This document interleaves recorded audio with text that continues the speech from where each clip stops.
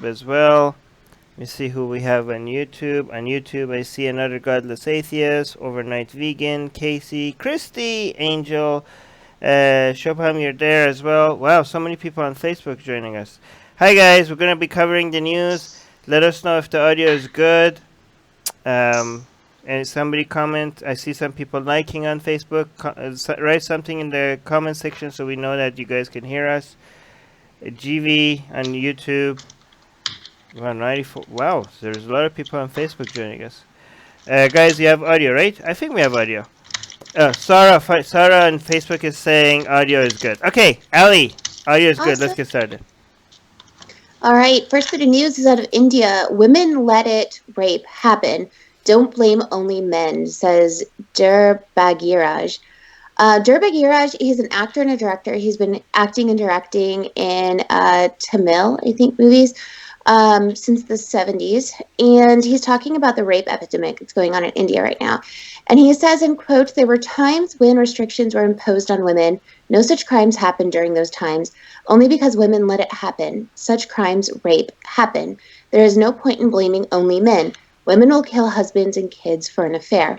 So this guy goes on to constantly, in this little interview he did, just berate women, saying that men are actually the victims of women's behavior. They've been known to have to change their SIM cards in their phones because women are too crazy to attached to men that they meet. So because women act like this and other impure things, they'd actually deserve to be raped. So Shubham, do you have more to say on that? I mean, this guy, from what I know, I don't watch his movies. I don't watch much of South Indian movies and stuff. But from what I know, this guy, the movies he works on usually have like a strong female lead. But from people who have watched his movies, they say like his movies are a bunch of misogynist shit. Okay. So misogynist. Well, okay. Thank you for swearing. Now YouTube is gonna completely destroy you. I've been trying not to swear so that YouTube doesn't punish. That means I can swear. No, guys, keep it. Actually, okay, no, let's try not swear. I know it's difficult, but let's try not swear. But okay, is this anything to do with either religious values in India or cultural values in India? Cultural values, of course. Like victim blaming is a big thing in India. The woman gets blamed more than often. It's like the rape. That's basically the rape culture. If you ask anyone, yeah, some people will be sympathetic to the victim, but there will be many people who will be like, no, it is also the girl's fault. You need to blame the girl too. And even there are places where the school children are being taught that the girl is to be blamed in case of a rape. Yeah, and it's very so. Rape culture is a huge thing in India, and a lot of people from India try to deny that, and they always point to other countries whenever you bring that up. But is that a lot of people refer to some parts of India as the rape capital of the world? Is that fair?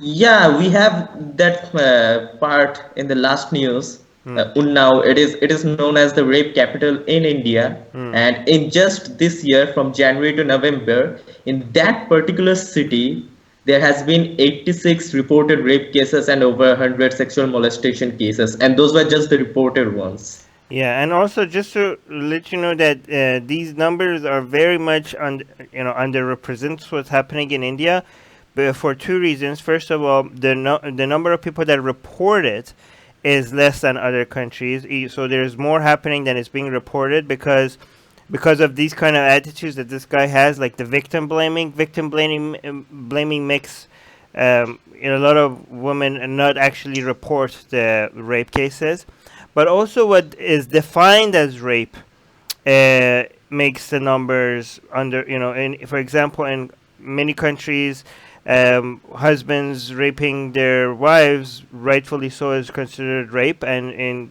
India maybe it doesn't get categorized as rape just because it's the husband. In India it is legal because a wife should be a wife should be submissive to her husband. Right. And you know what the worst part is, like in this rape culture, it is getting so normalized that even kids like say 6 or 7 year old kids, Hmm. I mean, they usually don't know about stuff like this, but they are not surprised when they hear the word rape. It has been so normalized to that point. Right. And So it's also ironically another thing that has been normalized is the murder of rapists.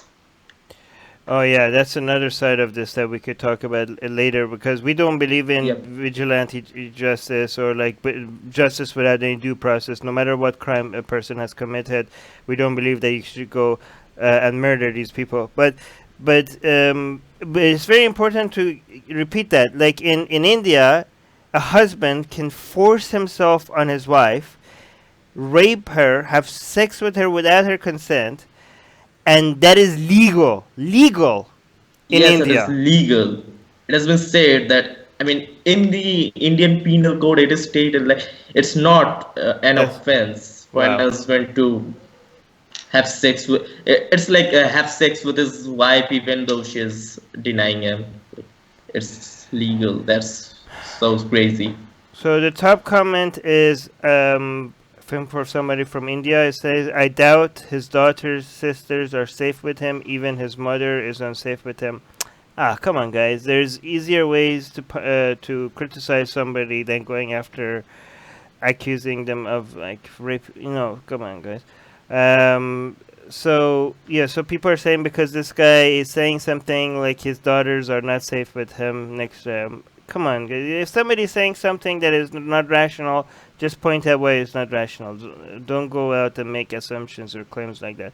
Will is saying anyone sees him can also kick the shit out of him and tells him that he let it happen. Um, I understand that might just be a joke, but we don't endorse any form of violence on anybody, even people that say stuff like this. I think that doesn't mean that you should be able to just endorse violence on them. Okay, that's pretty. Oh wow, this is actually the top comment. I don't understand why the Facebook doesn't put the actual top comment on the top. So this is a comment from somebody, I think from India. I'm just profiling them based on their name. I think it's pretty safe to say Mathang somebody. Anyway, anyone. So this is the top comment. This is the actual top comment. Anyone who doesn't see what he's saying is just too blind, trying to be a sweet person.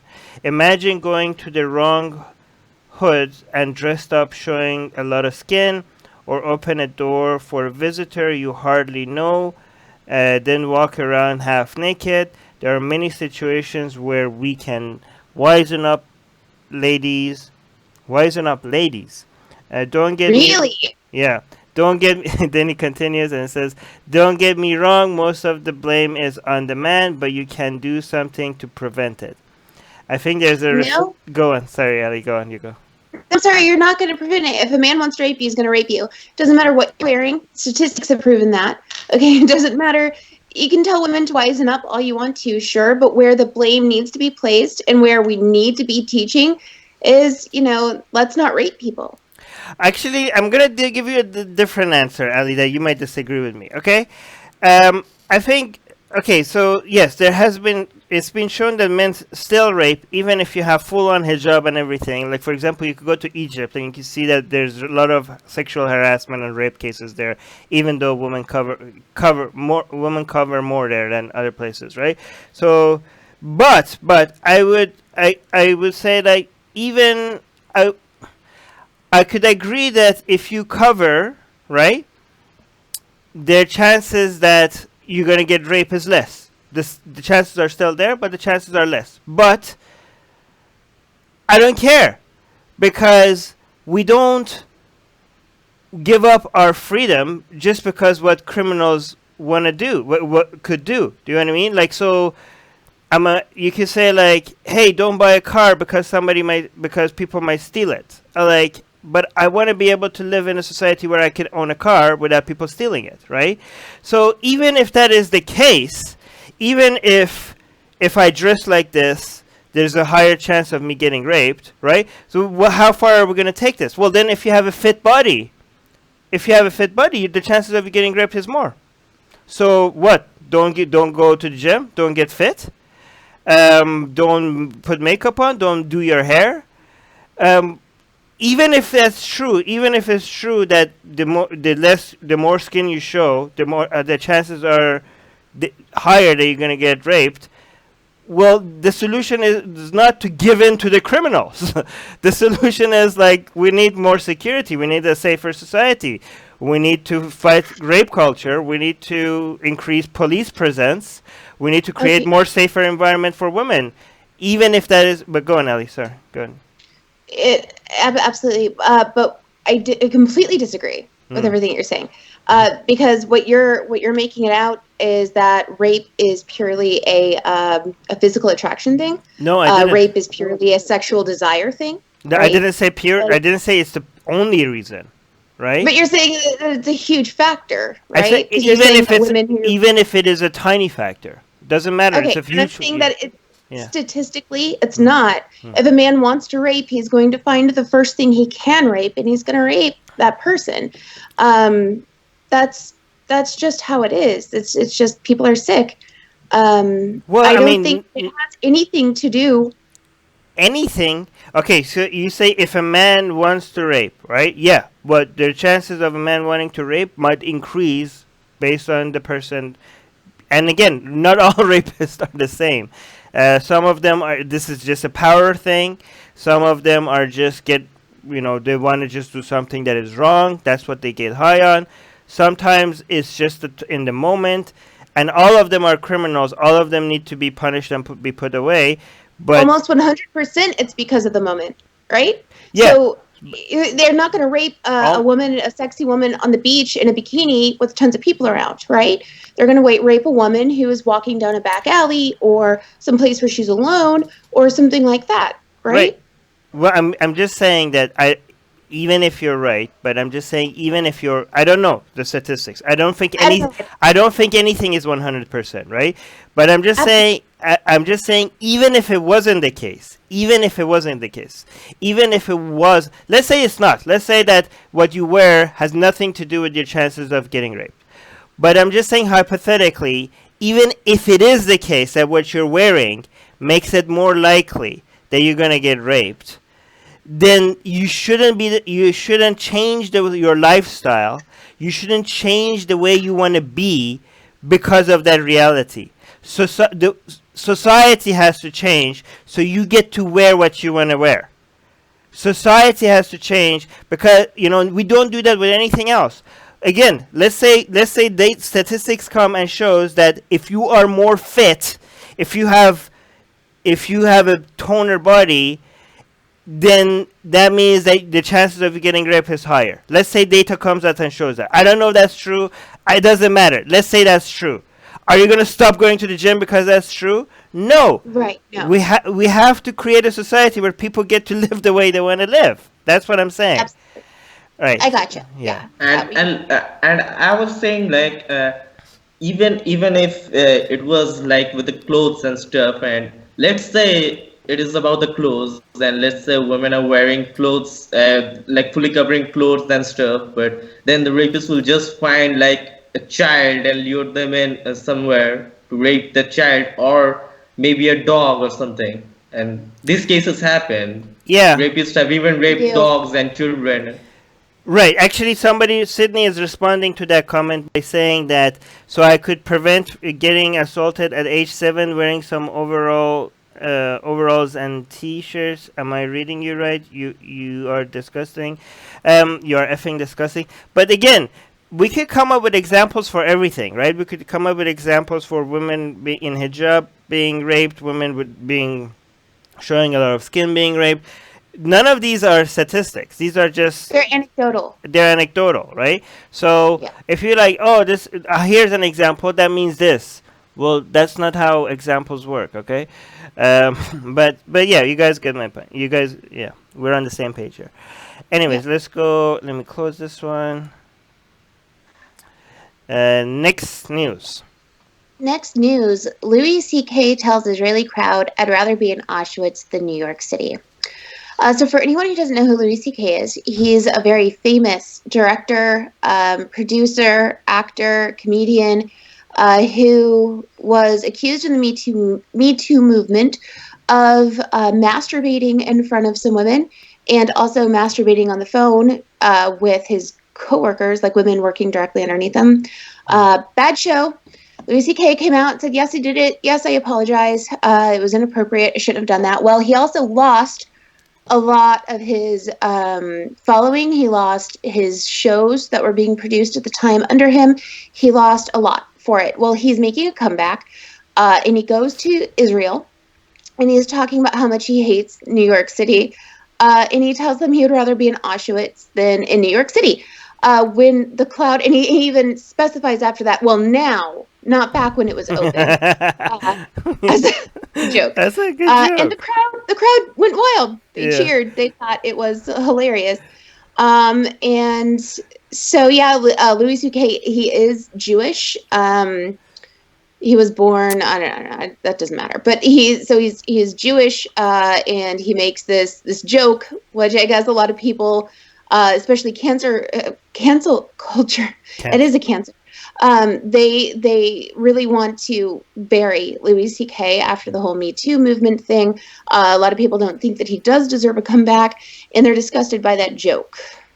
Yeah, it's a pretty good joke. Come on, like first it's shocking, and then he clarifies. I'm like, oh, so he'd rather be in Auschwitz than in New York. People are like, what? How? Well, go today, like obviously. Yeah, that's pretty good. This is why he's a great comedian. I mean, I don't know, guys. What do you think about? I think it was. Do you think what he did in the with all the things that happened with Me Too, it got all mixed with the whole rape allegations and rape cases, which what he did was not nearly close to any of that. I mean, he didn't he like ask the woman that if he can do this, and they said yes, or was that like, am I reading this? What? No, so you're thinking about the joke that he made. He did touch on what he did, where he said, even if women say yes to you masturbating in front of them, don't do it because it's not very popular, right? And he's talking about the feedback that he received from everybody saying, look, I know you didn't rape her, but don't pull out your don't touch yourself while you're talking to women. Wait, he did that without them giving him permission? Like, that's what he did? Well, so with his workers, that there's an accusation from his worker, a woman who worked for him, so she was underneath him, where she called him on the phone and he was just masturbating to her without any talking about she it. Said without consent. Okay, without consent. Okay, yeah, that's pretty disgusting. So he did. He owned up. He admitted. He did it. He apologized. But again, it's different. I mean, if we say this is. A lot of people, if we say this is not as bad as the rape allegations, right? The rape crime, and people are like, oh, so do you think this is okay? Like, no. Right. If I say X is not as bad as Y, that is not an endorsement of X. This is so simple. Every time you say, well, Y is worse than X, people are like, oh, why are you making X? Why are you endorsing X? Why do you think X is okay? I never said X is okay. But go on, sorry.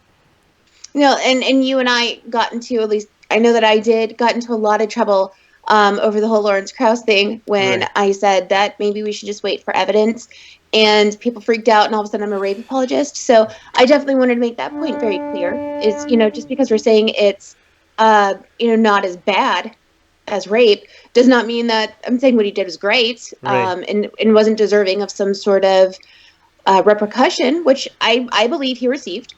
Right. And I believe that he deserves his comeback. Yeah, man, but how, this would be even more difficult for him to make a joke like this, by the way, about Auschwitz if he wasn't Jewish. Like the whole cancel culture. Chopin, mute your microphone when you're not speaking. Cancel culture, like people will go like after him a lot more if he wasn't Jewish. So, which is so stupid because you really don't have to check your ethnicity before you could make a joke or not. But I'm actually glad that he's making this jokes about dark humor about these very sensitive things, because comedians are not.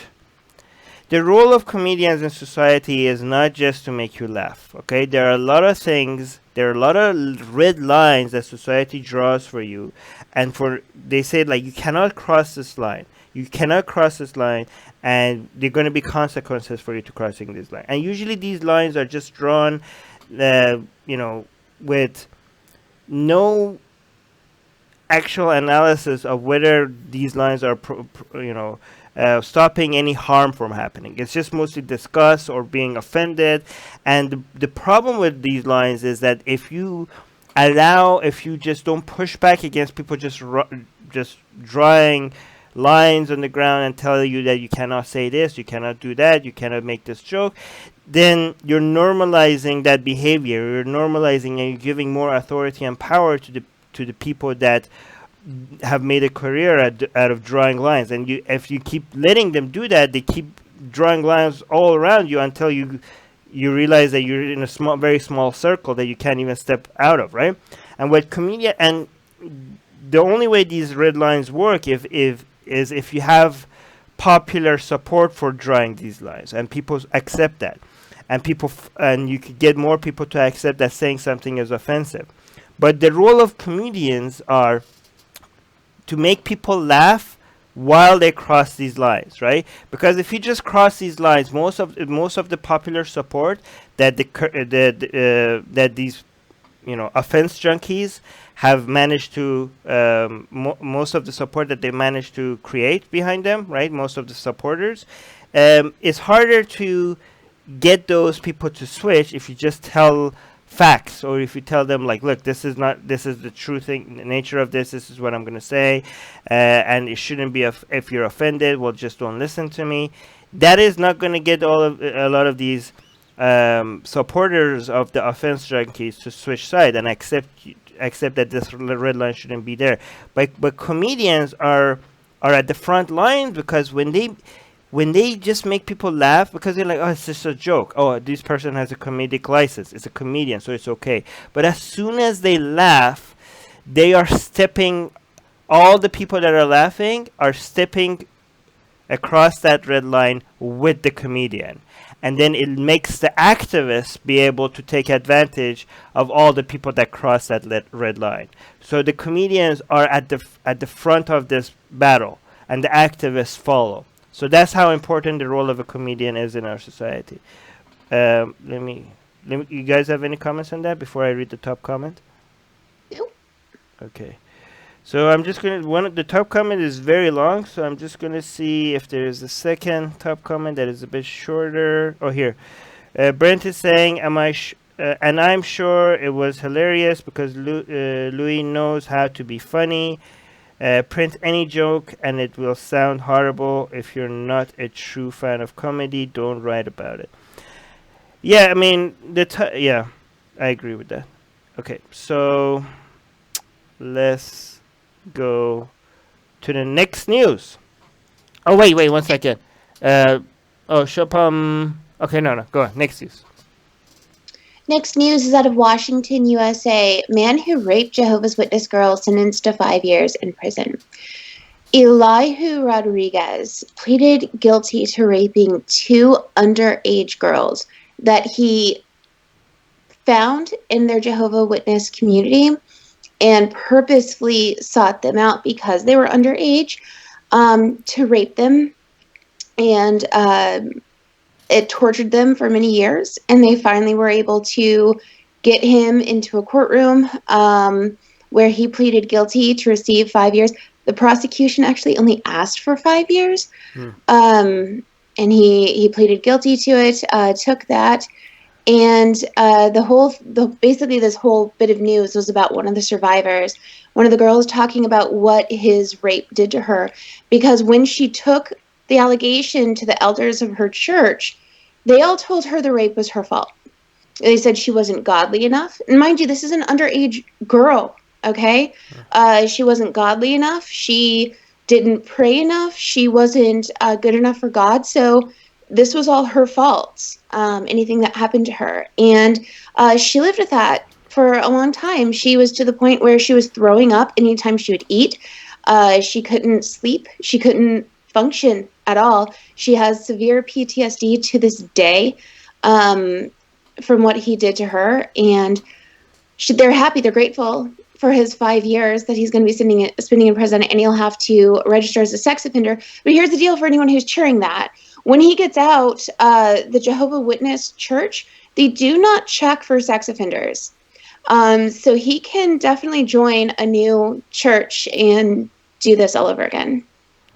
Why is it, do you think, that religious organizations defend the rapists? Like, PR-wise, wouldn't it be, like, even if morally they don't understand why they should not support the rapists, wouldn't strategically make sense for them to be like, just throw this person under the bus and be like, oh yeah, here's the guy, like, he raped one of our, girls, come arrest him, we don't support him, let's banish him. Like, they are so aggressive against the people that just want to leave their Jehovah's Witness, right? Like, they shame them, they make them feel like they want to die, they make their whole family abandon them, all the psychological torture that they do to people that, why don't they do the same thing to a rapist from their community? Why can't they, I mean, I know morally it doesn't make any sense, but why isn't it strategically? Why wouldn't they do something like that? Because it puts a stain on their church. If they were to call the police and say, look, we know this man, this woman came to us, and mind you guys, as always, when Armin and I are talking, this is speculation. I don't know fact to this, but my speculation on this is that it would put a stain on their church. And all of a sudden, they would have to tell the whole congregation about it, right? And then everybody is going to be like, "Oh my goodness! Well, is my daughter safe here? You guys aren't keeping girls safe here. You guys are letting these, sexual assaulters run around the church. And then, that's worse to them. That's worse than telling a child that a rape that occurred to her is her fault." But wouldn't it put more of a stain on their church if they're defending rapists? And wouldn't the parents feel more unsafe if they are defending the rapist? Like, wouldn't you feel a little bit more safe as a parent if, as soon as you find a rapist, you're calling the cops and you're abandoning them from your community? Wouldn't be like, well, at least they did something. So maybe I know like these people have the best interests of our kids in mind if they're doing like that. But I guess the calculation is like, if we manage to that this is not going to get out, right? Like, if we keep keeping everyone quiet, like they just did which makes me wonder how many times have they been successful for every time we hear a story like this, right? So we hear a story like this because this one got out, but how many times in Jehovah's Witnesses or in Islamic religious communities or in Catholic, well, that's going to be astronomical. But how many children have been raped and molested, and nobody has heard about it, and nobody will ever hear about it, and that kid is just a victim, and and it's just going to be like that's probably the number for that. My guess is that number is much higher than the number of rapes and molestations that makes it into the news that we hear about. So imagine how many we've heard about, and then times that, I don't know by how much, and that's how much, like, imagine how many rape. Wow, holy, that's scary. I mean, it's completely anecdotal, but one of the major things that we get in our support group for women is that they were raped in their church or sexually molested in their church, and they never told anybody. Right, but even that is one we hear about. We like somebody heard. Like, imagine how many like that nobody will ever know, right? Beej is saying there's an hierarchy in these churches that you don't speak bad about higher ups, and that would include minors speaking about grown ups or women about men. Oh, she's right about that too. Right. So yeah, the whole a lot of times. Here's my guess: if somebody like higher up goes and does something like this, if you're also one of the higher ups, you really want to defend that guy, because if you don't defend them, then you're not immune as well. Like, the whole point of being in a church is to back each other up, right? You know what I mean? So you feel like this is what we do. Like, I will defend them because I want people to defend me when I do something like that, which is. But again, one thing else we always point out is that there's nothing in Christianity that endorses this, right? Or, well, in Islam there is, but not in Christianity, right? But the problem is, then does that mean Christianity is completely blameless? Well, yes and no. Yes, it's blameless in a way that there is no Bible verse that says this is okay. But no, it is. You could still blame Christianity in two ways. One, because in Christianity all sins are forgiven through Jesus, so you could rape, kill, murder, commit genocide, and you could like, hey, Jesus, believe. You Lord. can't commit blasphemy, but yes, you can do all those other things. Yeah, okay. Other than doubting the Holy Spirit, I guess. And that's one reason why you could blame Christianity. You have a license to sin. Okay, you have a license to do whatever you want, right? Another way you could blame Christianity is that it creates this power, unjustified sources of, people of authority, that and creates this false trust, especially by parents towards these people that are supposed to be moral leaders.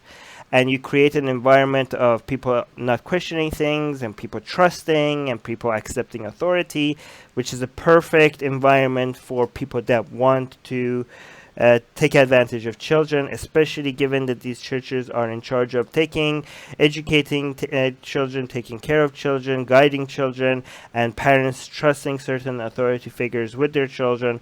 So if you want to molest or rape children, this is the perfect environment for you to do that. So in those two ways, you could blame Christianity. But no, there is no Bible verse that says, yeah, go have sex with children. That's okay. Like, there's no such thing like that. Let me see what the top comment is. So the top comment says, people are really... Oh, wait. That's not the top comment. Oh, yeah, it is. People are really on this post making jokes. All this creep God was 5 years. Oh yeah, I forgot to mention about that. 5 years. That's like pretty low, right? For Outrageously low. Yeah, I mean that's how's that happening? Why is he getting only 5 years? Like I said, that's all the prosecution asked for. Why? Well, it could be a variety of factors that weren't mentioned, and I couldn't find in further research as to why, because that really enraged me. It could be that they offered him a plea deal because they knew they were going to lose the case. It's so hard to prove rape many years after the fact, and it's hard. Even though there were two girls, they were two separate cases, so there weren't witnesses, necessarily to either or. So the fact that it's 5 years could just be that it was, look, here's a deal, and it's a great deal, and if you don't take it, you're going to risk, so many more years in jail. So it might have been that. So he pled guilty to 5 years and registering as a sex offender for the rest of his life. But I don't know. Ed is saying Jehovah witnessed it and did nothing. What a surprise. Okay.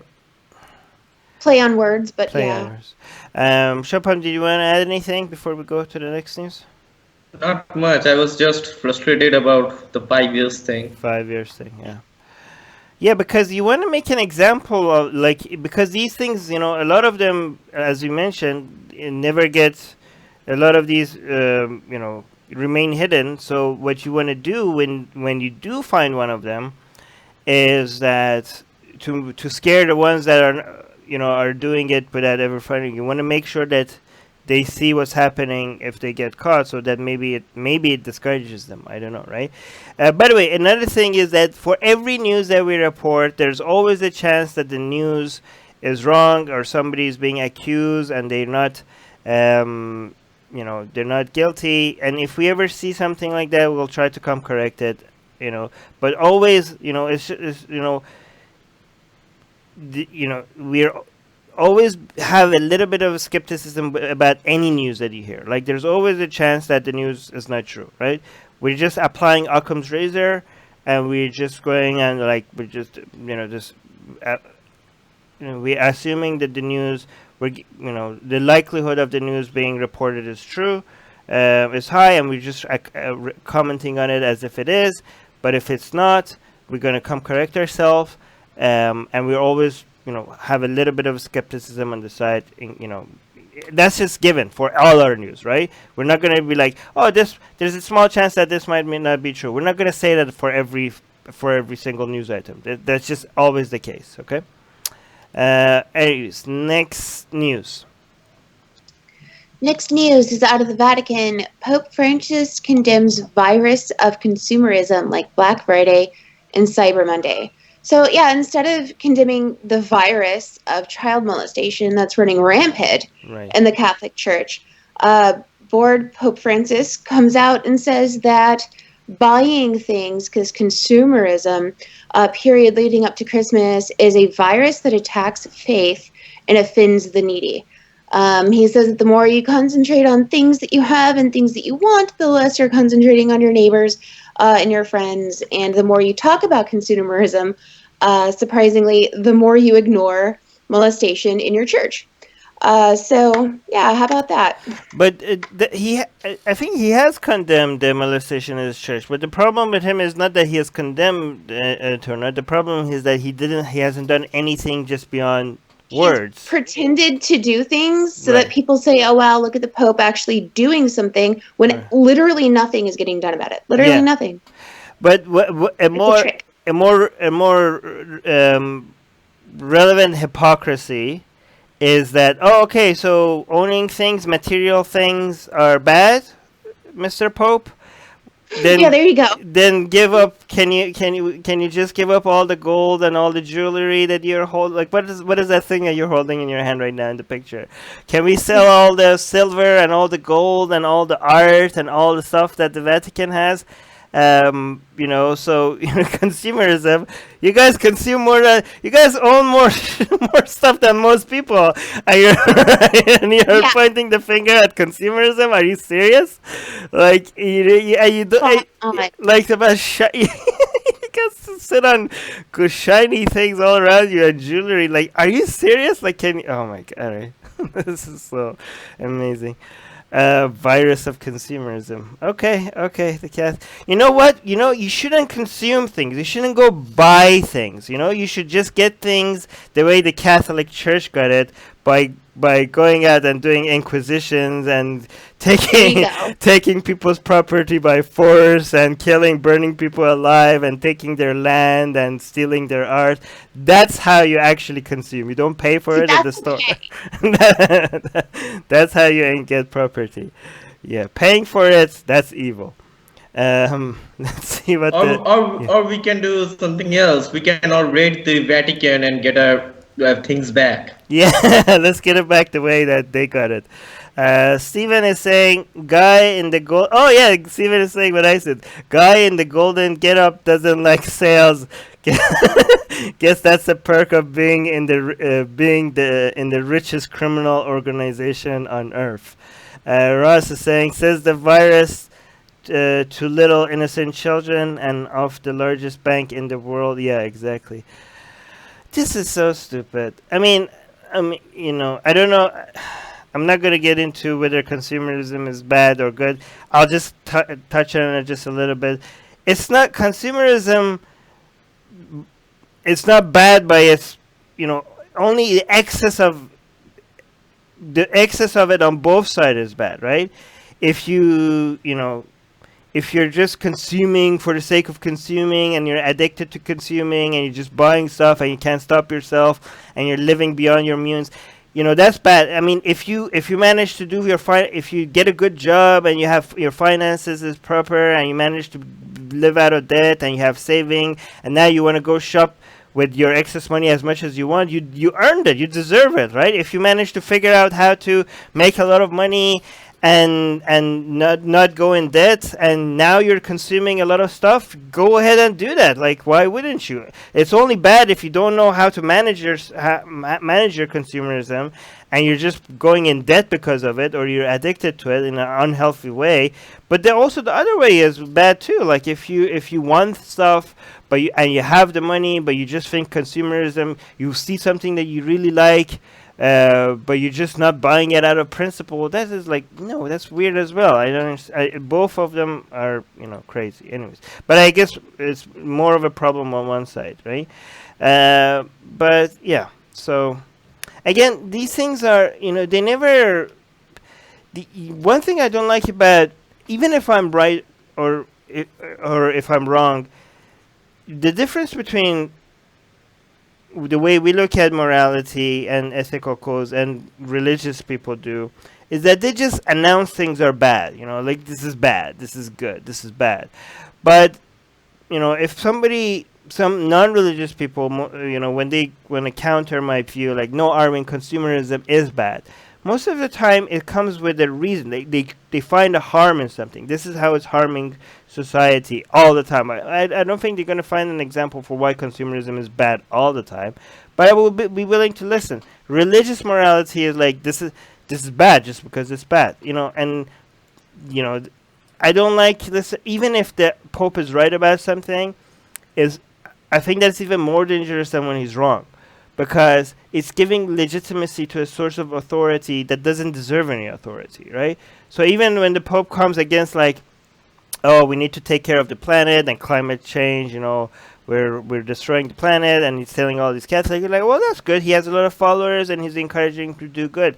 Yeah, but I want those people to take care of the planet because they understand the consequences of not doing so, not because of a source of authority is telling them. What you're doing is you're legitimizing a bad source of information, and that's a dangerous thing to do, because today it might be saying a good thing, tomorrow it might be saying, oh, condoms are bad, to a whole bunch of people in Africa and Philippines and South African country, like, oh shit, condoms are bad, and that's going to cause a lot of harm. Again, don't give, even if they're saying something that is true, don't give authority to undeserved sources of authority. Don't give them legitimacy. They don't deserve it, even when they're saying something correct.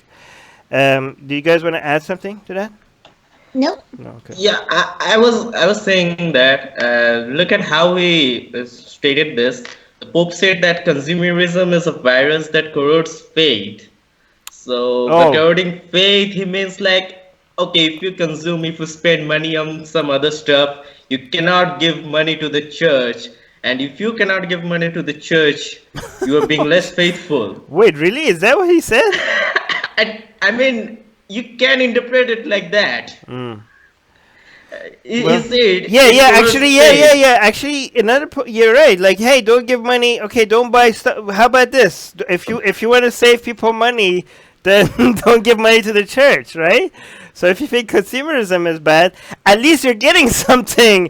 At least when you go to the store on Black Friday and you buy something, you get a TV or something in return. When you give money to the church, you get nothing back. You're actually not only you're not getting anything back, you're giving money to people that use that money to hide child molesters, right? To get legal, to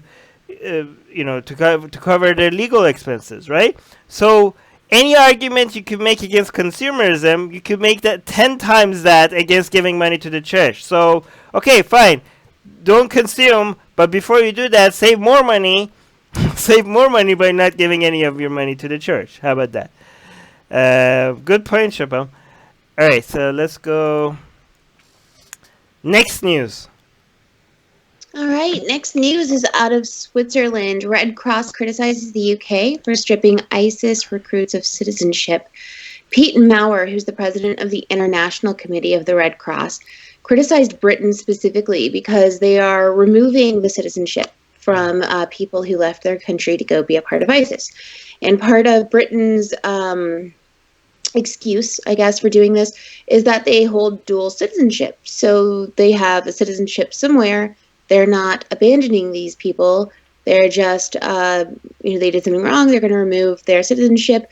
it's no big deal. But recently there was actually a case that was won where she's somebody who ran away to go be with ISIS. Britain said, you no longer are a citizen here. And she actually proved that she was stateless because she is not a citizen of Syria. Anyways, so the Red Cross getting involved, being very vocal about this, actually, about how Britain is really not helping the situation in Syria, especially after the invasion of Turkey. Yeah, I mean, this might be a lot of people I might lose a lot of people here. A lot of people might disagree with me, especially our audience. But I'm on the side of Red Cross here. I mean, if you devalue your citizenship by being able to take it away from somebody that already has it, then ISIS is having more of an influence on the value of citizenship. Like, you're allowing ISIS to devalue the citizenship of your country by making it, by being able to strip somebody from your citizenship, right? I mean, allowing somebody to remain a citizen of your country does not mean that they're not going to see justice, right? If somebody is a UK citizen and they're ISIS, and you're like, if they keep their citizenship, that doesn't mean they're gonna. If they come to UK, they have to just go free. No, you could take these people to prison. You could study them. You could, get them to, force them or encourage them to talk to other people. Like, go and tell people, embarrass them, tell them why, tell the, people with problematic thoughts in the Islamic community in UK to go tell them why all the promises of ISIS was wrong, how they were conned, how they shouldn't fall for the same thing. You could use these people for a lot of good, and I just think, like, if somebody is a UK citizen and now you could take that away from them, you're just basically completely you're really devaluing what it means to be a UK citizen, and you're letting ISIS do that. Right. And another part that the Red Cross criticized was the fact that little children who were dragged off by their parents when they went to go join ISIS, are also being denied their citizenship. And what good is that doing anybody? Right. Yeah. Do you mention the children? Is that what you said? Yeah, okay. Yeah, you're punishing the children for something their parents did, which is not fair at all. So why aren't we at least, letting the children come back? I know that puts a lot of strain. Don't get me wrong. There's no perfect answer here. There's a lot of different factors. Some children might not have any family. They have to go into a foster care system. Whatever it is, it's better than being in a Syrian refugee camp. See, Dan is saying, the top comment is saying, yes, how selfish of us not to let the terrorists back. It's not like you're just letting them back and just walk free on the streets. Like, are we saying certain crimes make it? So is that going to be? So here's the thing: people are like, well, these are terrorists. Why should we let them back? It's So you want to strip citizenship away from somebody because how bad the crime was. So are you going to just do that with terrorists or other crimes as well? Like, are we going to strip citizenship away from somebody that commits murder in the UK? What about child molesters? Are you just going to take citizenship? So how far? And then, okay, so what about people that just steal things, right? I mean, I don't understand. You're like, oh, these are really, really bad people, so let's just... you're talking about a very small group of people that you're going to completely change the nature of what it means to be a UK citizen because of this very small group of people. They're a UK citizen, you bring them to UK, and as a UK citizen, you can still put them on trial. Like, you can still punish them. Right? Just like any other UK citizen when they commit a crime. If you're a citizen of a country and you commit a crime, you go on trial and you get punished for it. And as a UK citizen, you have certain rights to defend yourself. And after that, you get judged and you go to jail if you're guilty, right? If the judgment is never, okay, you're guilty, so let's remove all your rights as a citizen and, just remove your citizenship. You have no idea what that does to your citizenship. This is something, your entire identity as your country is what it means to be a citizen. what rights you get access to as a citizen. If those rights can be taken away from you just because you're not, because of the crimes that you committed, you know, you are giving up hundreds of years worth of enlightenment and activism and rights that people have fought for. Again, criminals have, when you say criminals have rights, that doesn't mean you're supporting the criminals or their crimes. You're supporting a certain set of values that a lot of people have bled for, a lot of people have fought for. These things didn't come easily. And you're just letting a few terrorists all of a sudden completely dismiss everything that it means for you to be a citizen and all the rights that came with being a citizen. They are actually defeating you more than just suicide bombing if you change the meaning of what it means to be a citizen of the UK because of a few UK citizens that were terrorists. That's a win for ISIS if you let them do that. Armin, everyone is saying that we have terrible lag right now and it's really glitchy. Reduce the quality. I'm looking at their live streaming. Okay, the stream's current bitrate is lower than the recommended bitrate. We recommend you to stream at bitrate at 200. Okay, I'll try to see if I could change the. I don't know if I could do that midstream. Change the. Let me just see if I could fix that. Just 1 second, sorry. Output streaming. Oh, my output is 2500. So I don't know what it's complaining about. Okay, I'm gonna apply. Okay, it should have made it better now. Let me know if it's fixed. Okay, Doorknob had said reducing quality seemed to help. So. Yeah, reduce the quality, that might help. But I also reduced the bitrate, so you guys are gonna probably see us in a more pixely but less laggy. If you can fix that. Another godless atheist, let us know if it's better now. Because I'm looking at the stream health and it says good, so I don't know. Is it better now? Some people are saying that 240p seems better. 240p. Okay, so I think I fixed it. Let me know if it's better now. Okay, let's go. Let me just see if somebody could say it's better now. Another godless atheist, can you tell us if it's better now, the stream quality? Yeah, I think it should be better now. Let me see. No, I want to know if it's still better. Oh yeah, it says excellent right now. Okay, I think I fixed it. But okay, good. Okay, let me bring up the next news. All right, next news. Next news is out of Ohio. Ohio Republicans file bill forcing doctors to reimplant ectopic pregnancies. Whew, what a doozy. So Ohio recently, for those of you who don't know, is a state that passed a bill trying to ban all abortions after 6 weeks. And 6 weeks is typically when a woman finds out that she's pregnant. Obviously some before, and obviously many way after. So it would, in essence, completely ban all abortion. The bill passed, and it was then, it got nixed by the Supreme Court. So now they're trying to pass this new bill where they're asking doctors to go in. If anyone who doesn't know what an ectopic pregnancy is, it's when the egg implants itself in the tube. So you got an ovary, right? And you've got the fallopian tube that leads to the uterus. So before the egg gets down into the uterus, it gets stuck in that fallopian tube and it implants there and it starts growing and it risks a woman's life, right? A woman could die from this. So what the Republicans want done is when a woman is in this life or death critical situation, they want doctors to go in, take out this implanted fetus, and reimplant it into the uterus.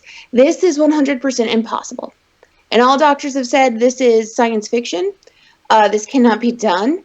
And what they're saying in this bill is that if doctors don't do this, they face, what was the terminology they used? They face abortion murder charges, which will give them the death penalty. Ultimately. What? Are these serious bills, or like the people know the bills that Republicans know that it's ridiculous? Parliament, their last bill passed. What? Uh-huh. Like, okay, but Their like, last bill banning abortion, it passed knowing that it was against the Constitution, knowing that they couldn't get away with it. It still passed. so This bill is likely to pass. okay, but if it gets this constitution, then somebody is eventually going to challenge it, and it's going to get removed, right? But this is what they're wasting their time with. Isn't that ridiculous? Yeah, I mean, okay, but the strategy. What is the strategy here? To know that you're going to pass a bill that eventually it's going to get removed, and waste a lot of taxpayer money and also a lot of time in this, while before somebody challenges it. A lot of women are not going to be able to have access to abortions or other difficulties that they have to deal with. But the goal is not to actually get something. The goal is to just get votes, right? Because the goal is to get the Christians to be like, yeah, somebody's actually doing something. So even if it's unconstitutional, and even if they fail, at least they're signaling to their base that look what we're doing, keep voting for us, right? So it is strategic. Yeah. But yeah, I mean, a lot of these things that seem very dumb, politically makes strategic sense for them to do that. But how can this be stopped? Like, this is insane. Like, how, like, this, if, what's the whole point of the Constitution if people could just makes it so difficult to uphold it, right? Like, there needs to be I think they ultimately want this to go to our absolute Supreme Court, not just the state Supreme Court, because they want, to rehash Roe versus Wade. BJ saying doctors are replying to this with medical facts. GV is saying even if these bills don't pass, they still push the overturn window towards the anti-choice side. Yeah, okay, that's a good point as well. Let me see what the top comment is. The top comment is by Andrea saying this is not how this works, and the term potentially fatal in regards to the. Can you read this, Ali? I don't know what these terms are. These are ectopic pregnancies need to be changed to fatal, if not removed. Who the hell are these? What? Gargantuan dog nuts? I think basically what she's trying to say is that this is an idiotic thing because you can't remove an ectopic pregnancy and reimplant it. Yeah, so this is so there's everybody, like Ellie, correct me if I'm wrong. So everybody, all the doctors and everybody saying this is stupid. You guys are being idiotic. This is so they're putting women at risk for the sake of a fetus, right? Yeah. Which is so. I mean, this is the influence of religion and politics, right? In the most absolutely. And one doctor even specifically said what they're requesting is science fiction. Right. Okay.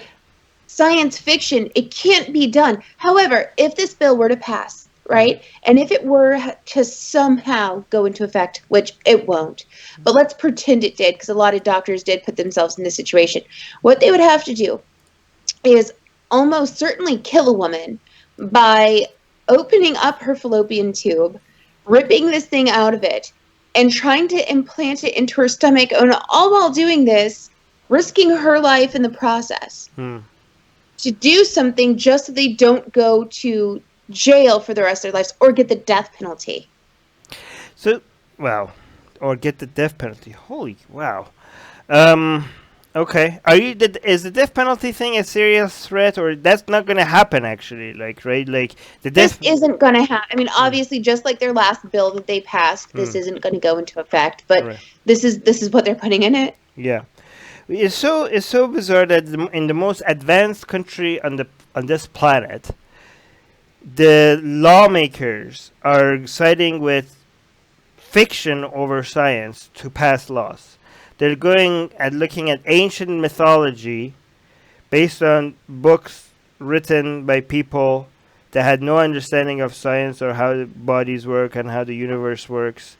The goat herder's guide to the galaxy. they're using those books over modern science to decide what's law and how we should govern society and what should be allowed and what shouldn't be. And this is happening in the most advanced country on the planet. So this is how far behind we are. Like, this is how much more stuff we need to do. This is crazy. Okay. I mean, Yeah. tell me if I'm wrong, but Ohio, it's a Mormon majority state, right? I don't. Is it? I thought that was Utah. Ali, is it Utah. Ohio? Utah, okay. Yeah, yeah. Okay, let's go. Next news. Next news is out of the USA. Attracted by devout loyalty to God, more Latinos are leaving the Catholic Church for Islam. In record troves, Latinos are leaving their Protestant and mostly Catholic religion behind, and forming large groups in New York City, Miami, Chicago, Los Angeles, and Houston.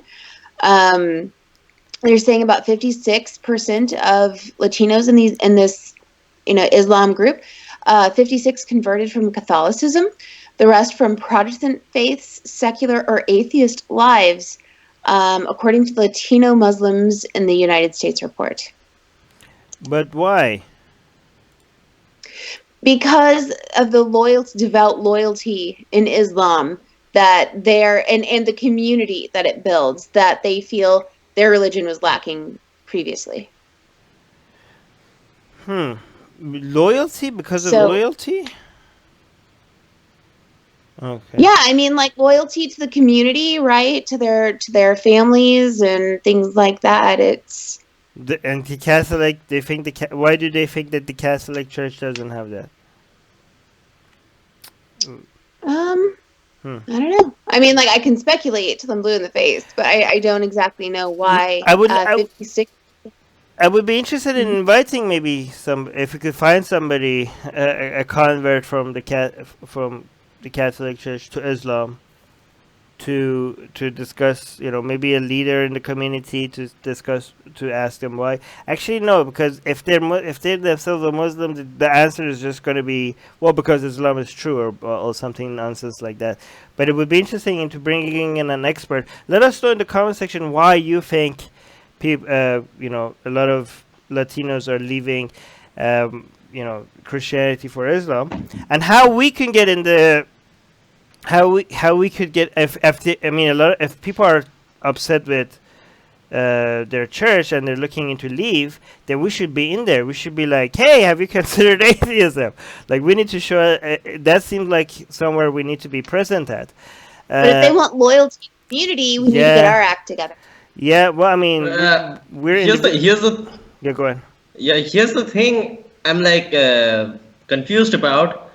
They're saying that Islam is like more loyal to the community, to the family and stuff, and then they're saying like it's difficult because when leaving Catholicism, they're basically breaking ties with their family.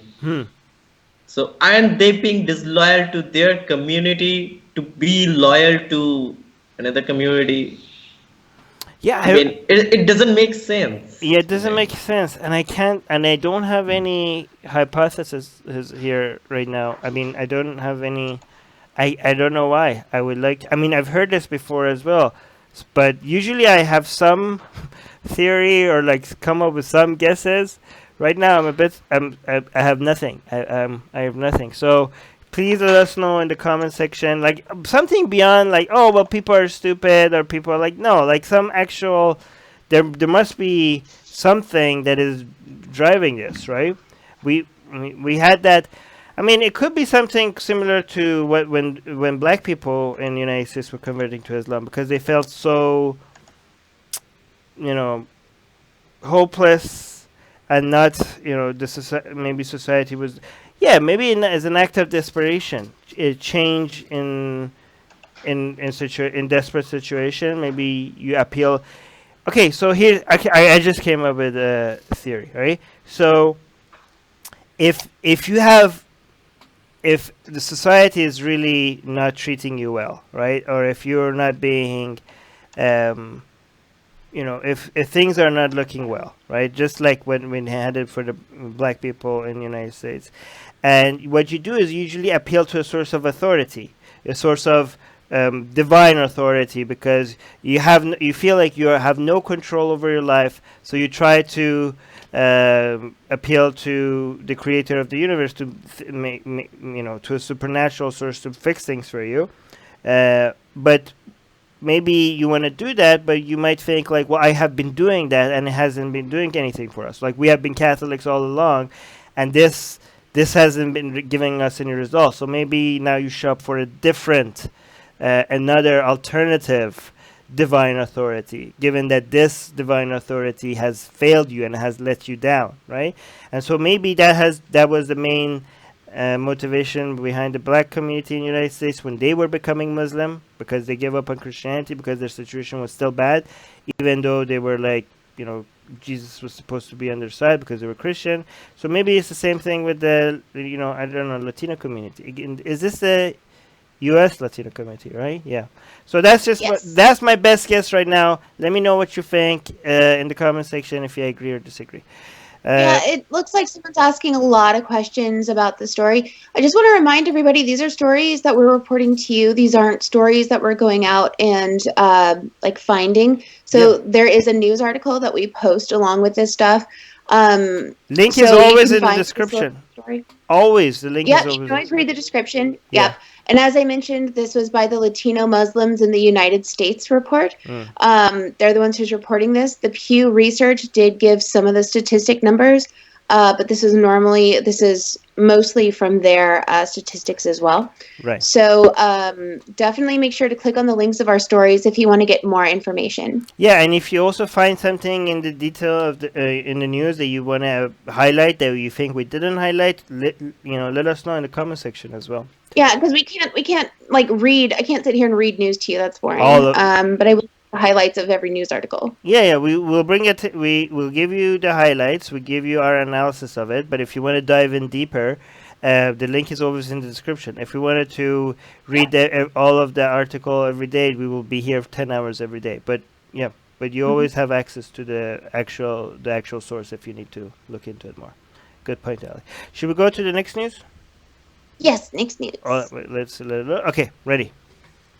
All right, next news is out of Utah, USA. 3 girls stood up to a teacher who condemned a boy for having 2 dads. This is one of the saddest things ever. This little boy, 5th grade, very excited that for Thanksgiving he was adopted by his 2 dads. And he mentions this in the class, where then the substitute teacher goes on this 10-minute rant on how 2 men living together is a sin. It's gross. And she's just berating this poor little boy who just said he was thankful for being adopted by his 2 dads. Well, these 3 girls stood up and they were like, no, 5th graders, okay? And they're like, no, you can't say this to him. You can't act like this. The teacher was undeterred, so they left the classroom, grabbed the principal, brought the principal back where the teacher was escorted out unceremoniously, just escorted out of the classroom. Wow, this is actually turned out to be a good news. I thought this was bad news, but it ended up being good news. So the teacher starts making fun of this poor little kid for having 2 dads. Three girls in the class stood up to the teacher, her or him, I don't know. Is it a woman? Her. Her. And I think it was a woman. Okay, and she thought that she went and got the principal. And it's so amazing that how tone deaf these people are that she thinks that of course the principal will be on my side, but then the principal escorted the teacher out of the school. Is that what happened? And she lost her. Yep. And she lost her job. That's amazing. Yep. Okay, that's great. I don't know if it was a female teacher or a male teacher. I'm so sorry, guys. Yeah. It was a female teacher. I thought so. Okay. Okay. But that's okay. But what? How confident? Okay, so how confident? Why was she so confident that the principals were like, of course, these students, 2 dad is sinful? Like, what was this like a religious school or so? What made her so confident that the principal would be on her side? I don't know. I don't think that it was a public school actually. It was not religious. I don't think she thought the principal was ever going to get involved. I think she thought she was going to stand up there, Oh, berate this little boy, tell everybody in the classroom that she'd been living together is a sin and is gross, and she was going to get away with it scot-free. wait. But then these girls stood up and they started trying to deter the teacher, like, you can't say this, Right. don't put him down. And then when the substitute teacher refused to listen to the girls, they left and got the principal themselves. So Oh, wait. I think that's Who just got great. the teacher? The girls got the students got the teacher, or the students got left the the principal?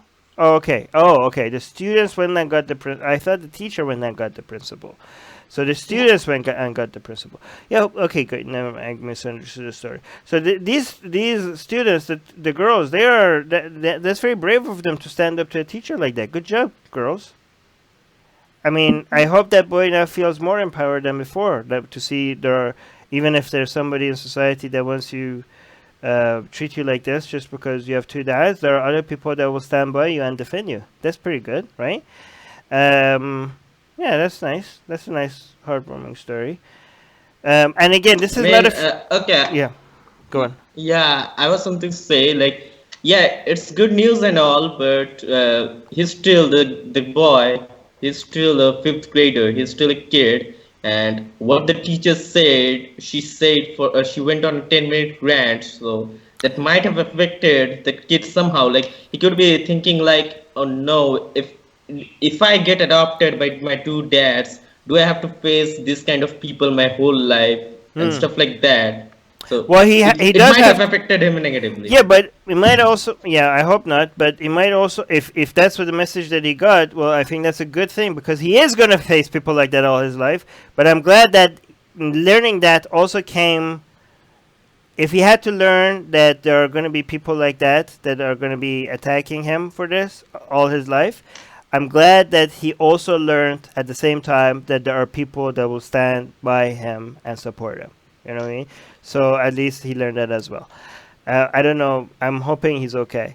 But by the way, a lot of before anybody says like, but what about free speech? What about free speech? Again, this is a school. That teacher is still like, if she lost her job, which is a good thing that she lost her job. She should not be a teacher, but this doesn't violate her free speech because she could still go outside and spread her bigotry in public without going to prison or anything else. Free speech doesn't mean that freedom from consequences, right? You're free to say whatever you want, as long as the government doesn't find you for what you say, as long as the government doesn't arrest you for what you say, as long as if somebody wants to harm you in any way because of what you have to say, the government comes and protects you. As long as those things are happening, your free speech is not being violated. If you're not entitled to hold a job while saying whatever you want, you have a right to freedom of speech. You don't have a right to hold every job that you want while holding the opinions that you have. Losing your job is fair. That doesn't violate your free speech. Okay, so should we go to the next news? Next news is out of Kentucky, USA. Kentucky Sheriff's Office posts Christian prayers all over Facebook page. This is gross. It's happening all over America, though. We report on this, I feel, at least once a month. Some police station here is trying to put "In God We Trust" on cars, or going out of their way to be super religious when it's inappropriate to be.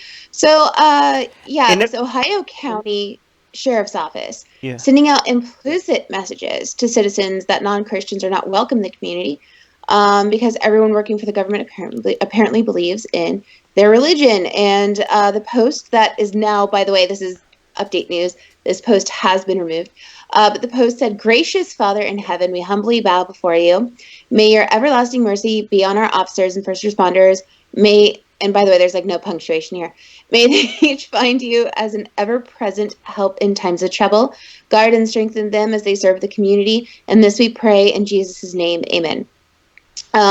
So then what's really cool is that the AHA, or the American Humanist Association, got involved, and they warned them. They sent a warning to the sheriff's office, letting them know that further acts of Christian advertising would not be tolerated. And I'm assuming after this was sent is when this Facebook post was removed. Okay, this is not just inappropriate. This is illegal. This is illegal, isn't it? This is against the Constitution. Yeah. This is against, So for a form of our government to put one religion over all other religions, yes, that is. Yes, it's unconstitutional. I mean, and these Christians are like, oh, we're gonna be brave, we're gonna stand our ground. We should be able to say the name of Jesus. These atheists are so evil. They don't want to allow us to bring, to just mention, how afraid they are just because of Jesus' name. They're so sensitive. They can't hear us. They don't want us to pray. But the same people that say this, the same people like, oh, look at how sensitive atheists are. If you had a police station all of a sudden making a Facebook post and saying, in the name of Allah, we're going to kill all the infidels, Allahu Akbar. Imagine if a police station in the United States posted that on Facebook. These people would lose their mind. And all of a sudden, if they're just not kill infidels, just imagine the same police station just put Allahu Akbar on Facebook and just posted it, right? They would just realize how important secularism is right away. They will all the arguments for secularism. Christians will be like, yes, secularism, please secularism. We don't want religion in government. Yeah. So, but yeah, I mean, we have had so many arguments for why even some atheists sometimes say that, you know what, this doesn't harm anybody. Why are we being so militant about our atheism? Let them pray. It doesn't harm people. And they don't understand how important it is to separate state from religion. But in every place, even in even if religion is like just a little bit, can I just tiny bit? Can I just come to your state? Just a prayer, just a cross. You have to be like, no. You have to stand your ground, okay? You don't let religion in your government at all. You don't. I mean, we have said this time and time and again, because if you just open the door a little bit, they will destroy that door. They will just come right in. They will make a home there. They will stay and they will never leave. Getting rid of religion out of the government hasn't come. It wasn't easy to get that. If you live in a country, if you live in a nation that has managed to remove the role of religion out of your state, religion didn't leave that willingly. They have been fought against. People have bled for this. People have bled for this for hundreds of years, in some cases for thousands of years, and you're just letting them in through the back door easily. And if you knew how important it is to keep religion out of your government, you would not let them an inch in, right? And again, you have to understand, they know this. They want a prayer here or a cross there because they want to go for the next step. If they say, oh, it's just a cross, oh, it's just a prayer, do you really think that's all they want? They know right. Once they normalize that, the goal is to now move it to the next step. Do you really not believe that they don't want complete control, complete Christian rule over everything in your life? That's obviously what they want. And again, it's even once you open that door a little bit, it's really hard to get it shut.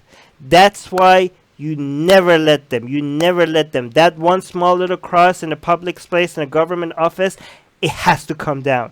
That prayer on a car, in a police, on a police car, on a Facebook post, it has to be pushed against. If you don't stand your ground, you lose everything that a lot of people have fought for, and you're benefiting from for today, and you're being so ungrateful, and you have no idea how grateful you have to be and how thankful that you have to be that you have that. Look at the countries where they don't have that. Look at the countries where religion is the rule of law, and be scared. Be very scared. Anyways, let's see the top comment. Will is saying, and I get. Oh, see, I knew it. I think this is an atheist that is saying. So Will is saying, and question mark, I get while we don't agree with religion, that doesn't mean others can't have it. It's a free country. Oh my God, Will. It's a free country. Yeah, go pray on your own time. Go pray on your own time. Go do whatever. Go be religious on your own private. Okay, so Will is saying, and I get it. We don't like religion, but this is a free country. Okay, Will, if it's a free country, I'm just going to come in your home, open the door, and I'm going to start praying. And I'm going to start reading Islamic scripture at your dinner table to your children. And if you call the cops and try to get me out of your area, your private property, I'm going to tell you, Will, and what? You're an atheist? This is a free country. Why can't I have my religion on your children in your private property if this is a free country? You should let me do that. You should let me do that. What's your argument there, Will? It's a free country.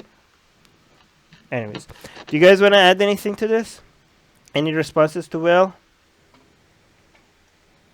Same response as you. Okay. Also, I'm just comparing religion with like any dinosaur from Jurassic Park. Don't open the metal door. Yeah. The dinosaur's gonna get out. It's a free country. Okay, so here's another question. Let's say police officers want to come and wear KKK helmets, costumes, in a mostly black neighborhood, and that's going to be their uniform from now on, right? And that's just their opinions. That's just their values. They believe in the KKK costume, and we're going to have police officers just wearing that costume on duty. It's a free country. Should they lose their job? It's a free country. It's a free country. That means you get to wear the KKK costume, but that doesn't mean that you get to be a police officer while you're doing that. That's what it means to be a free country. That means that in the United States, if you wear a KKK costume, you're not going to get arrested for it. You're not going to go to prison for it. You're not going to get fined for it. But that doesn't mean that you should be able to be a police officer. You shouldn't be. If you lose your job for that, that's fair game. That's not against your freedom. That is not against your freedom. Freedom means you get to do things. That doesn't mean that if I say like, oh, it's a free country, so you should. These are, even if you hate me, even if you don't like me, you should hire me. No, that freedom doesn't entitle you to certain jobs or certain platforms. It just means that the government is not going to come after you and punish you for your opinions. That's all it means. Yeah.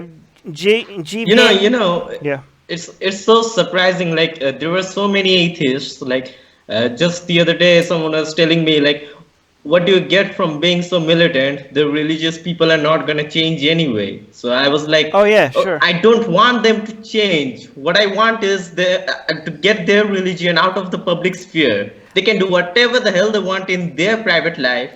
Don't get it inside the governments, inside educational institutes. Like that's what.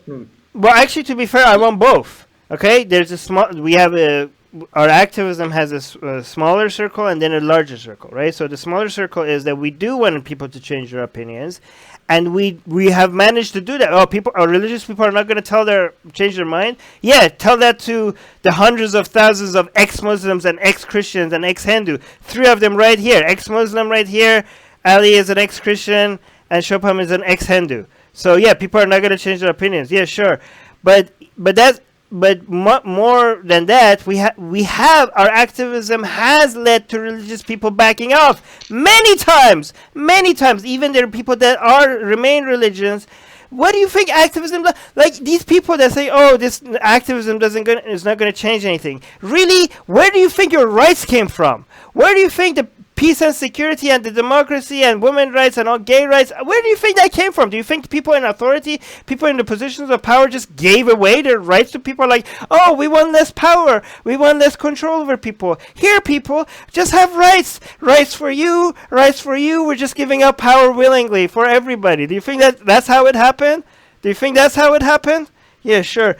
JV is saying playing devil's advocate. Wait, let me see. Devil's advocate, what's the harm here? Are you against this just out of principle? I think I answered that right already. Okay. All right, let's go to our next news. Next news is out of Uttar Pradesh, India. India woman is set on fire on her way to rape case hearing. This is so freaking tragic. So this 23-year-old girl, she's raped by 2 men, right? She reports the crime to the police. She's on her way to the case hearing when she's at the train station on her way, about to get on the train. And a group of 5 men attack her, assault her, drag her off, and set her on fire. 2 of the 5 men were the men that raped her. Okay? So they've arrested the 5 men who are in charge of this, and she is hanging on by a thread right now, being treated for severe burns that are so bad that they're actually having to send her somewhere else to a hospital that can take better care. No, she died. Latest reports, she died. She died last night. I think it was last night. Oh, she died. Mm-hmm. Last update, she's dead. Sadly. She couldn't survive 90% burns. Now. Jeez, I don't know what to say to this. Shubham, you. Okay. So it's Uttar Pradesh again. Okay. Let me say, like, ignoring every rape case which is not reported, ignoring every minor rape cases which do not make the headlines. If we ignore all of those, there are 31 major rape cases in 2019 in India which have made headlines and which have caused outrage on the internet. And out of those 31 rape cases, 10 out of them are from this same state. Wow. So, and just not 10 out of them, and many more are from this part of India, the northern part. Okay, and also this particular city, Unnao, I was saying before, from January to November, this particular city has had 86 reported rape cases. Just one city. What's wrong with India, man? Why is rape why is this such a big thing in India? Like, why is it this such a huge thing in India? Sure. You know, no sex education. They don't know. Okay, I was reading this article. There was this woman. I don't know. I don't know. Okay, I had no sex education growing up. Okay, I grew up in Iran. I had 0 sex education. Okay, I had to figure things online. I never felt like I had to rape somebody. Okay, I don't like. It must be something else. It can't be not just no sex education. Like it's like treating women as they don't acknowledge women as equal. They just think women are there for fulfilling their lust. They just think women are there to, like, for men. They it's like a complete patriarchy. But why? I understand. I know that's the symptom. But what is the source? Why is this such a big problem in India? What is the reason why this is happening in India so much? Because they're getting away with it. That's one thing. I mean, for example, just a different case, but it's very much related. Like a few days ago, a veterinary doctor was raped and brutally murdered. Okay. Wow. So what doctor? The 4 accused were not caught, and a couple of days ago, the police said that, okay, we have engaged the 4 accused and we have killed them, and the public was happy. Just say that with no evidence. Just saying, those were just accused. There's no guarantee that those 4 were the real culprits. There's no guarantee. The police just made a story out of it, like, oh no, they were attacking us, so we attacked them and they died and stuff like that, and that's bullshit. And there's also another rape accused guy, Nityananda. He's like a self-proclaimed god man, and he was accused of rape and he just fled the country. And the news came was he bought an island from Ecuador and established his own nation. Oh. Okay. And then this rape accused people from the BJP, and no one's doing anything against them because they're in power. JB saying she walked a kilometer on fire. Nobody came to her aid. Yeah. Some witnesses did see that But, she, after getting raped, that was like when she got raped, like she was running, I think she was running a kilometer. Oh no, not after getting raped, after getting burned, she was running with fire on her body for a kilometer just to find help. Some witnesses have said that. I've read somewhere. oh, and people Like were it's saying when she was running while she was on fire, nobody came to her aid, and one man even ran away, seeing her because he thought that she was a witch. Okay, that's pretty intense. By the way, let's just also mention that the people in India that are actually trying to address this, like people like we have like a Me Too movement in the rest of the planet, but we also have a Me Too in India, and the people that in India that are doing this kind of activism are are taking a lot much more risks and a lot than the rest of the than a lot of people, a lot of activists like us, right? In or at least like me and Ali, and not like you, Shapam, but in the more civilized world. But again, kudos to all the activists in India that are trying to fight this, knowing the amount of risk that they're taking and the all the attacks that are coming at them, including some of the people in this picture, right? A lot of, I mean, a lot of Indians, when they hear news like this, you can see it in the comment section that they're gonna come like, "Oh, these people don't know what they're talking about. India is great. Oh, what about other countries? What about this?" They do a lot of whataboutism, and they come and they like, "Oh no, you guys, fake news, fake news." And these people have so much pride, and this is how toxic nationalism can be when people are more worried about the image of their country than a woman being raped and then being burned alive. Their priorities are the image of the country rather than the people that live in it. But for all those people that are trying to defend India instead of defending Indians, there are actually many activists in India that are seeing this as a problem and are going against the norms and are actually pushing back, and they're doing activism, and including the people that you can see in the cover in this picture. And these people need our support. These people need to be highlighted. These stories need to be highlighted. If you want to support activists, if you want to show that them bringing attention to this is paying off, share stories like this, or go find these people and go support them, follow them, share their content, or share this video, or make your own I mean, video. Yeah, can go ahead. I like say what I was saying at that time? Okay, so there was an article I was reading. This woman was interviewing rapists in a prison.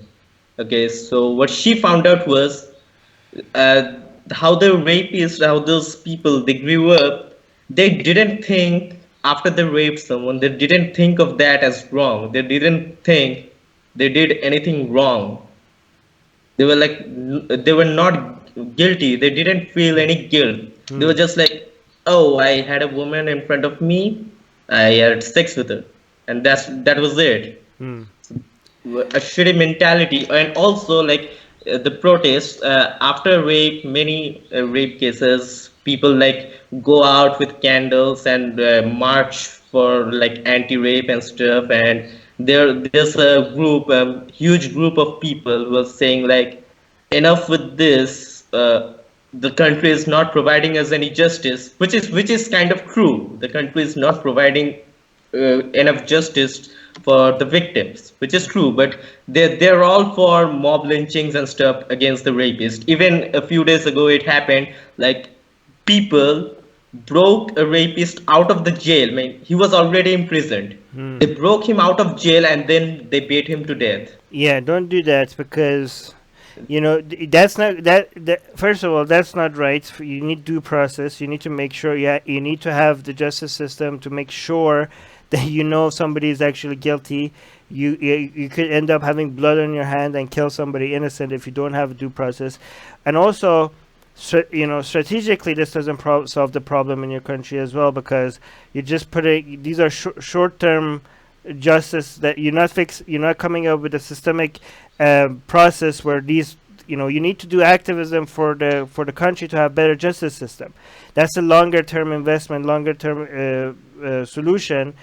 First of all, it's a moral thing to do because you don't want to be killing innocent people. You need actual evidence. You need due process. You need people with expertise. You need the guilty to actually have a lawyer to defend him or her, just to make sure you don't ever punish any innocent people. But also, you want, if you take the justice out of the justice system, you're never going to improve your justice system. You're not going to improve your justice system. You're not putting effort and activism and energy into creating a justice system where the victims are actually see justice and the criminals are punished. You have to redirect your activism away from mob justice, away from vigilante justice, towards a better justice system. That might be frustrating because it seems like it's a slower progress. You're not going to see the results, and you're going to see innocent people not getting justice, and you're going to see criminals getting away, and you want to see a quicker solution. You want to go right after the people that you think that are criminals and get the satisfaction of getting the revenge, seeing them hurt. But that's not worth it. Even if the return on your investment is slower, if you invest in a better justice system, it's going to be a higher return on investment. It's a slower return on investment for your activism, but it's a higher return on investment for your activism. Also, Armin, can I also say something, like, to anyone who's watching or who would be watching this video later on? Like, we are in Kolkata, India. We are having Pride Walk this month on 29th. And what I was thinking of, I had also talked to Atheist Republic's Kolkata consulate, and they agreed, like, people, we will just make small posters about against rape and against mob lynchings and against all these kinds of crime in India. And along with the Pride Walk, we'll also protest against those, which is completely allowed in the Pride Walk. So if anyone wants to join, they can come. I'll be there too. So I want to say this. So the top comment is somebody from India saying, "Welcome to New India. Culprits got bail, victims got burned." Okay. So do you guys want to add anything to this? That was our last news. Nope. Okay. Sorry, we had some issues with the stream. I don't know what's happening. We'll try to make sure that from now on I'm going to do lower quality so that the stream doesn't have a problem anymore. So you got to see us a little bit more pixely, but at least the stream will be fine. Christy is saying that she was kicked out of the stream. That's a YouTube thing. I don't know. That's the first time I'm hearing. Facebook often kicks people out of stream while they're watching, which is really dumb. You think giant companies like this will have figured out streaming by now, but I've never heard YouTube doing that. Apparently YouTube is doing that as well, which is very sad, because the streaming is the only way for our channel to grow. And if that's not working, I don't know what else to do. Guys, please share our videos. Please tweet our videos, share our videos, post them on Facebook, send it to your friends. Our YouTube channel is not growing because our topics are sensitive, and these topics used to be not, YouTube used to like them before, so a lot of channels grow, but now that we're trying to grow, the YouTube algorithm really works against us. So it's really hard to grow a channel like this that is dealing with sensitive topics. So we really do rely on you guys to share our content. So please share it in as many places. Even if you don't have a following, just the fact that you're posting it just signals to YouTube that this is content that needs to be shared. Even if you don't have a following, it does have an impact on our videos. And liking our videos, commenting on them, also has a huge impact on our videos. It just signals to YouTube algorithm that this is something that needs to be shared with more people. So please like and comment. Even if you dislike, that still helps us. Even if you don't like what we say, dislike our YouTube. That helps us as well. So yeah, thank you. Anyways, thank you, Christy and Beach, for modding. You guys are awesome for holding. Yeah, thank you. And Shopam, you're in the live chat as well. Another godless atheist. I hope the stream worked out better at the end. Like I reducing the quality. I think it worked, right? Angel, GV, everybody else. Who else is here? Nathan.